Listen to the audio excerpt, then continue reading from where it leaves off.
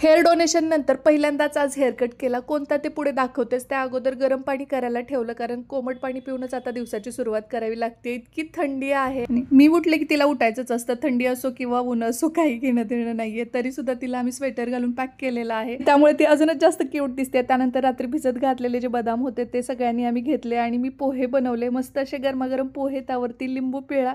आणि इकडे बघू शकताय बापलेकीचं काय चाललेलं आहे. ती म्हणते बाहेर चला बाबा. मग मी मस्त चहा ठेवला, तोपर्यंत त्यांनी आंघोळ करून देवपूजा करून घेतली आणि देवाला प्रार्थना करून मग त्यांनी दिवसाची सुरुवात केली. तर इकडे श्रीसाठीचा टिफिन बनवायला मी घेतला आहे. तोपर्यंत बघा काय चाललं इकडे बहीण भावाचं. त्याला बिस्किट खाऊ घालत होती ती.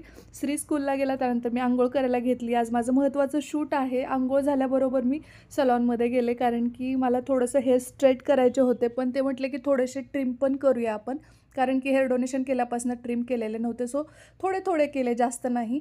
आणि त्यानंतर हे असे काहीसे दिसत आहेत माझे केस. आणि खरं तर लेंथ खूप छान पुन्हा वाढलेली आहे, त्यामुळे आनंद होतोच आहे. तरी कट करूनसुद्धा एवढे दिसत आहेत.